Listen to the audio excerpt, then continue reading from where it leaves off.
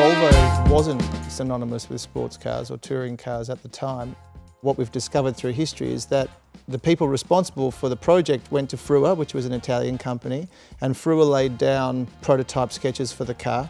And when you look at it, I don't think that it screams Italian design. There are highlights on various parts of the lines and various parts of the curvatures of the car that aren't typically Italian, and you start to wonder whether that was the intent of where the car was going to be sold, rather than it being an organic design, which doesn't mean that it's not successful. It's definitely a successful design. It's got a beautiful glass house with unusually small rear quarter windows that don't echo the shape of the car but really work really well.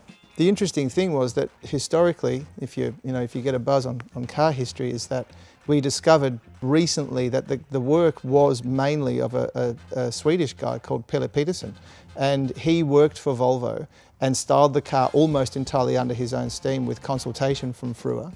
Little wings on the back, it's got chrome on it, it's a beautiful sloopy, coupey design. It's just beautiful to look at.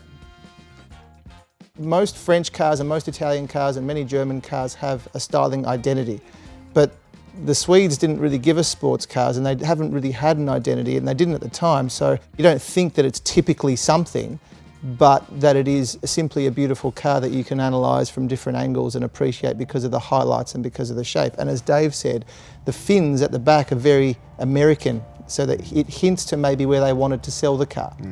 The interesting thing is that the car became synonymous with an English TV show called The Saint, which starred Roger Moore. And it might have perhaps been an accident, because the producers of The Saint approached Jaguar first for a car that would eventually star in the film, to which Jaguar declined.